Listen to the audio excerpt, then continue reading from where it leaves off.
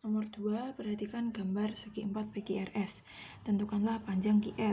Oke, di segi 4 PQRS ini kita bagi menjadi dua buah segitiga. Yang pertama segitiga QRS dan yang kedua segitiga PQS. Kita fokus ke segitiga pertama, yaitu segitiga QRS dulu. Nah, sudah diketahui dua sudut, yaitu 30 derajat dan 90 derajat. Di sini gambarnya merupakan dia menunjukkan bahwa dia adalah sudut siku-siku yang besarnya adalah 90 derajat. Nah, kemudian sudut R ini berarti besarnya 180 derajat. Dari mana? Dari jumlah satu buah segitiga itu merupakan 180 derajat. Maka besar sudut R adalah 180 derajat dikurangi 90 derajat ditambah 30 derajat, yaitu 60 derajat. Kemudian di segitiga kedua sudah diketahui dua buah sisi, yaitu PQ 8 cm dan PS 6 cm. Kemudian satu buah sudut, yaitu sudut P sebesar 60 derajat. Nah, di soal disuruh cari panjang QR. Sedangkan di sini baru diketahui 3 sudutnya saja. Baru ada 3 sudut saja. Belum diketahui panjang sisi sama sekali. Sedangkan kalau misalnya mau cari panjang QR, misal pakai aturan sin atau pakai aturan cos, itu kan harus ada panjang sisi ya kan. Nah, sedangkan ini nggak ada, belum ada. Maka dari itu kita cari panjang sisi QS. Kenapa QS? Karena dia itu jadi bagian juga dari segitiga PQS dan dia bisa diketahui, bisa dicari menggunakan aturan kosinus segitiga PQS ini. Langsung saja masuk ke aturan kosinus untuk mencari panjang sisi QS, yaitu QS kuadrat sama dengan PS kuadrat plus PQ kuadrat dikurangi 2 kali PS atau sisi PS dikali sisi PQ dikali cos theta atau cos yang diketahui,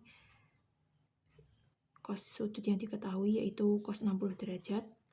Nah, kenapa kok QS sama QS kuadrat?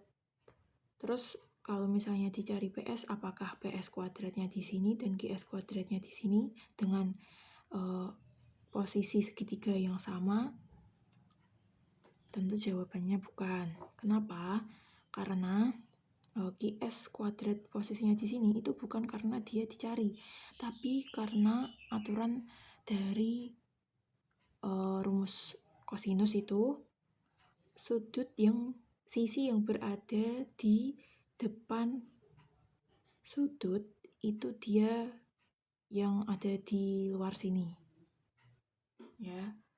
Kemudian sisi pengapitnya yaitu PS dan PQ itu berada di sebelah sini yang dijumlahkan dan dikalikan gitu. Jadi kalau misalnya dicari PS dan misal QS sudah diketahui, maka PS-nya tetap di sini, QS-nya tetap di sini. Cuman nanti tinggal dipindahkan ruas saja. Gitu. Nah, PS kuadrat yaitu 6 kuadrat ditambah PQ kuadrat yaitu 8 kuadrat dikurangi 2 dikali 6 kali 8, nilai dari cos 60 derajat yaitu setengah, coret-coret, sama dengan 36 ditambah 64 dikurangi 48. 36 ditambah 64 dijumlahkan terlebih dahulu, baru dikurangi 48. Kemudian panjang QS yaitu akar 52. QS yang awalnya dikuadratkan supaya dia tidak berupa kuadrat, maka sisi ruas seberangnya itu diakarkan menjadi akar 52. Nah, kalau 52 kita sederhanakan dengan bilangan dengan satu angka yang bisa akarkan, yaitu 4 dikali 13. Akar 4 yaitu 2, maka panjang QS adalah akar 13. Ini 13, akar 13 tidak bisa disederhanakan lagi.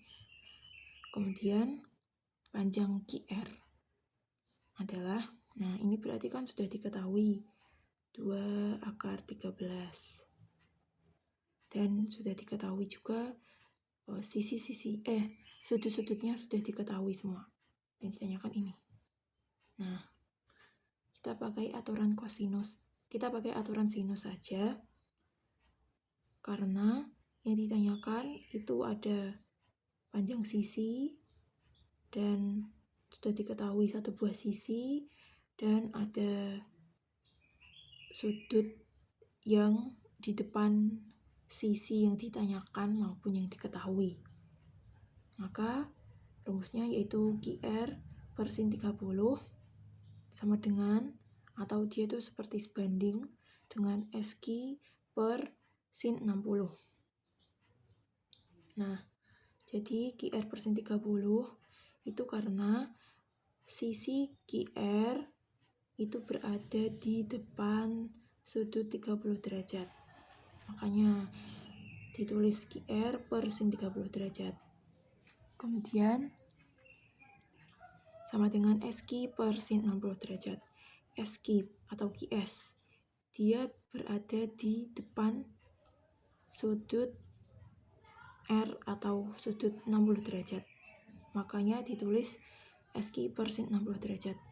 Kenapa kok nggak pakai yang di depan sudut ini? Nggak, karena kita fokusnya ke segitiga yang QRS. Jadi ini ditutup dulu gitu segitiganya. Nah, kemudian QR ditanyakan, kemudian nilai sin 30 derajat yaitu setengah. SQ sudah diketahui yaitu 2 akar 13. Kemudian nilai sin 60 derajat yaitu setengah akar 3. Setengahnya dicoret-coret. Maka didapatkan QR sama dengan 2 akar 13 per akar 3. Nah, karena ini penyebutnya berupa akar, sedangkan di pecahan itu tidak boleh penyebutnya berupa akar. Maka dari itu dikalikan dengan sekawan, akar sekawan, yaitu dikalikan dengan akar 3. Atas dikali akar 3 dan bawah dikali akar 3. 2 akar 13 dikali akar 3 menjadi 2 akar 39. Dan akar 3 dikali akar 3 yaitu 3. Nah, ini penyebutnya kan sudah tidak akar lagi. Maka hasil akhirnya panjang QR sama dengan 2 akar 39 per 3 cm.